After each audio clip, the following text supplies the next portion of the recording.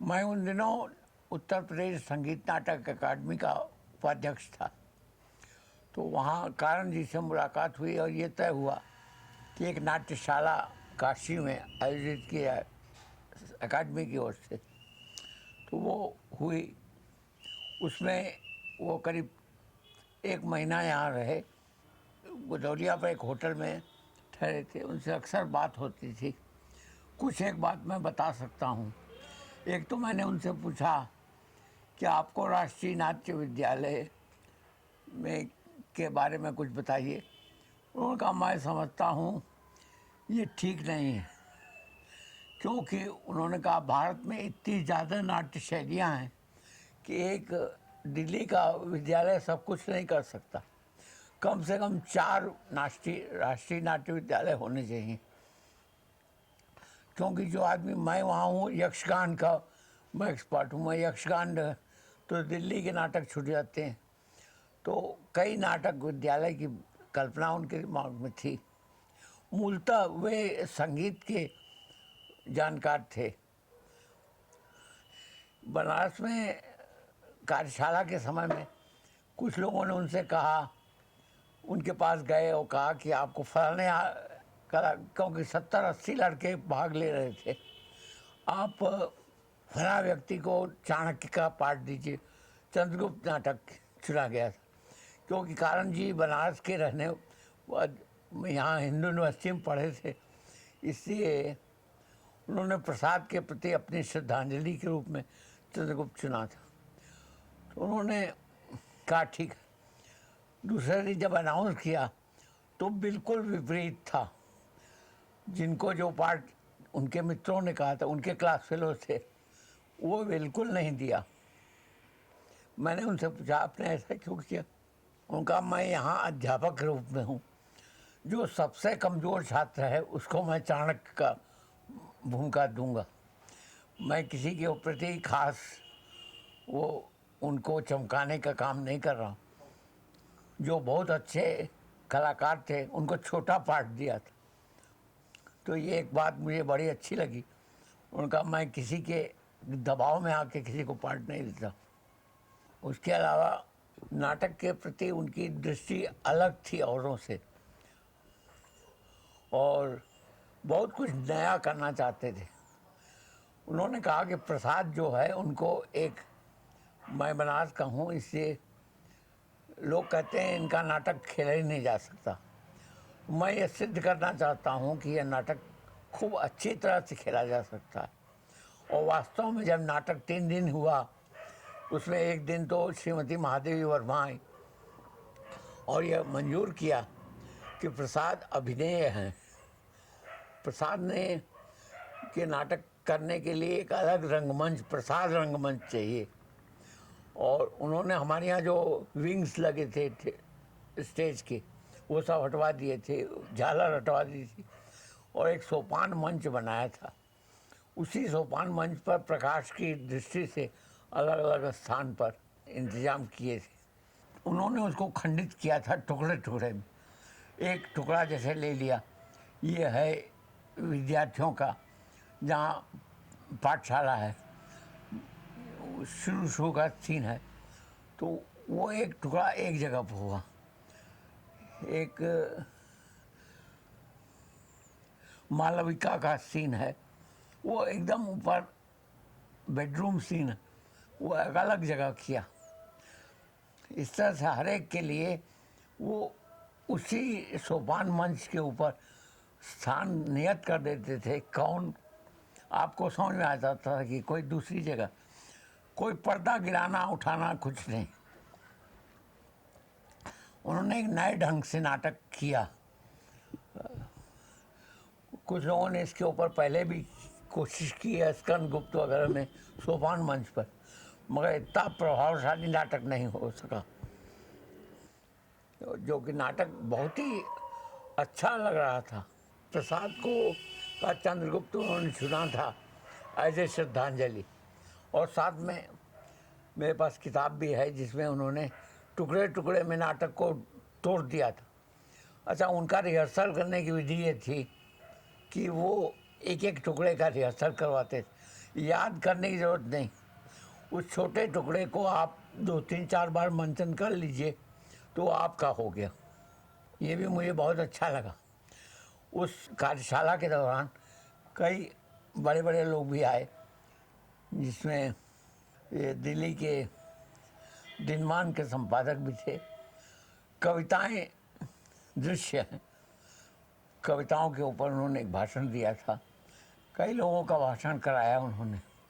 एक बात जो बड़ी अच्छी थी, इसमें प्रसाद के नाटक में एक व्यक्ति है जो नाम भूल रहा हूँ, रमेश नागर जी ने किया था। वो अंदर उसमें रहता है जमीन के नीचे, उसके 10 बच्चे हैं, सब मर गए। तो जब चाणक्य उनको निकालता है तो उससे वार्ता होती है। हमारे जो कलाकार थे वो महीन आवाज़ में बोलते थे। कर्ण जी ने कहा कि अरे भाई 10 वर्ष तक अंधेरे में वो आदमी रहा है, इस आवाज़ में कैसे होगा, ये होएगा नहीं। तो खूब गाढ़ी आवाज़ में बोलो, 10 बच्चे, मोटी आवाज़ कहो। मुझे भी समझ नहीं आया कि ऐसा वो क्यों कह रहे हैं। फिर हम लोग कलकत्ता गए थे, वहाँ प्रसाद का नाटक खेला जा रहा था, यही नाटक। उसमें जो कलाकार था वो भी महीन आवाज़ में बोल रहा था। तब मुझे समझ में आया शकटार कि कितना पैनी दृष्टि थी कि एक कलाकार जो भूमिका कर रहा है शकटार की, जो 10 वर्ष गुप्त अंधेरे में रहा है, उसकी आवाज़ कैसी होनी चाहिए। उनकी पैनी दृष्टि के मैं कई उदाहरण दे सकता हूँ। हमारे सबसे बड़े अच्छे कलाकार कहलाते नीलकमल जी, उनको नंद का रोल दिया था। तो कैसे बैठना, कैसे सबसे इसमें चित्र वो है नहीं, लिया गया था मगध की राज्यसभा का। तो हम सोचे कि कहीं कुर्सी उर्सी बैठाएंगे, नहीं, ज़मीन में सबको बैठाया और ज़मीन में हाथ पटक पटक के बोल रहे थे। एक नई धारणा थी, बड़ा अच्छा लगा।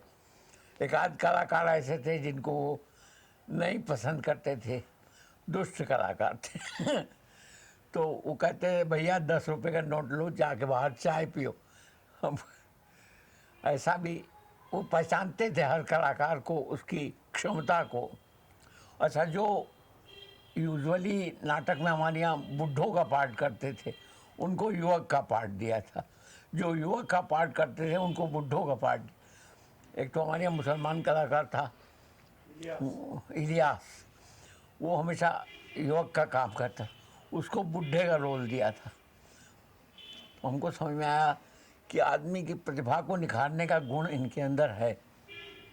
नाटक जब हुआ तो उनकी पत्नी आई थी ड्रेस वगैरह के लिए।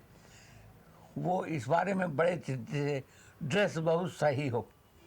इसलिए वहाँ से दिल्ली से ग्रीक, यूनानी, ये सिकंदर और उसके साथियों की पूरी वेशभूषा वो ले आए थे। और कैसी बनियाइन हो, कैसे कपड़े हों, बड़ा चुनाव सही किया था। आप चित्रों में देखेंगे कि सबकी वेशभूषा बहुत सुंदर। हमें बारीकियाँ और रिहर्सल करने का तरीका नहीं मालूम था। उनसे हमने रिहर्सल करने का तरीका सीखा कि आप टुकड़े टुकड़े में रिहर्सल करिए। ये नहीं कि आज पहला सीन, दूसरा सीन, तीसरा सीन, ऐसा नहीं। आज ये कार्यशाला में ये वाला टुकड़ा होगा, चलो को। अच्छा, उसके अलावा प्रातः काल वो एक्सरसाइज करवाते थे 1 घंटे की। उसमें मैं समझता हूँ बहुत महत्व था। चिल्लाना, बोलना, खड़े होना, तरह तरह की एक्सरसाइज हैं वो कराते। प्रकाश के लिए उन्होंने राम मूर्ति को बुलवाया था दिल्ली से। जब प्रकाश वो आए तो उन्होंने कहा हमको 400 बत्तियाँ चाहिए। मैंने कहा भाई उत्तर भारत में भी नहीं मिलेगी 400 तो। तब उन्होंने, कारण जी ने कहा आप खुद करिए। हमारे पास जो 2 4 लड़के थे जो कुछ लाइट का काम करते थे, हम लोगों ने मिल के लाइट दिया था और उन्होंने अप्रूव किया कि ठीक है। वो 15-20 रोशनी में ही सारा नाटक हो गया। आप देखेंगे कि अच्छी रहती।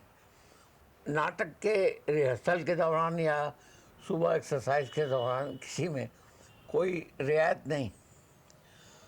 मैंने कहा ना कि जो दुष्ट होते हैं उनको भगा दे लेकिन अच्छा अनुभव अच्छा था, लोग उनको बहुत चाहते थे।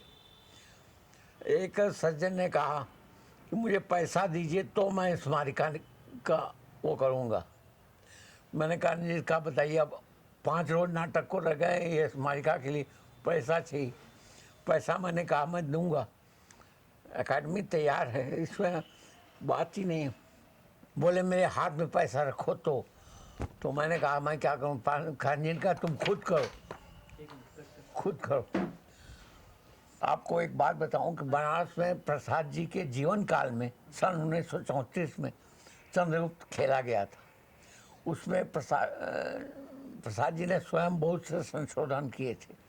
आखिरी जो अंक है, चौथा अंक को निकाल दिया था प्रसाद, इन्होंने भी वही किया, नहीं रखा था। और उसके बारे में बड़ी सूचना हमारे यहाँ आगाश के ज़माने में तो कॉमिक होता था। प्रसाद जी की स्वभाव ही नहीं था कॉमिक का। लोगों ने कहा नहीं कॉमिक तो होना चाहिए, तो उन्होंने कॉमिक लिखा। तो कारण जी मुझसे कहा कि कॉमिक खोज के लाओ, कहाँ है। मैं उनके घर गया, उनकी कागज पत्तर खोजते खोजते मुझे कॉमिक की कॉपी मिल गई, वो इसमें छापा है। क्योंकि प्रसाद जी उन्होंने कारण जी ने उसको इंक्लूड नहीं किया। अच्छा, लड़कियों के मामले में वो चाहते बहुत कुछ अच्छी अभिनेत्रियाँ बनारस में नहीं थीं। जो लड़कियाँ मिली उन्हीं से काम चलाना था, तो कैसे उनको हैंडल करते थे ये भी देखने की बात थी। आप तो सेठानी की तरह चलती हैं, आप राजकुमारी हैं। तो खैर, तो भी उन्होंने उन लड़कियों से 8-10 लड़कियाँ से बहुत अच्छा अभिनय करा दिया। तो ये कांत की प्रतिभा। बाद में उनसे बहुत सी अलग अलग तरह की यक्षगान के बारे में या देश के नाटक के बारे में बातचीत होती रही। बाद के जो नाटक हुए हैं वो बेहतर नाटक हुए हैं, क्योंकि हमने जो सीखा उससे हमारे करने का तरीका बदल गया।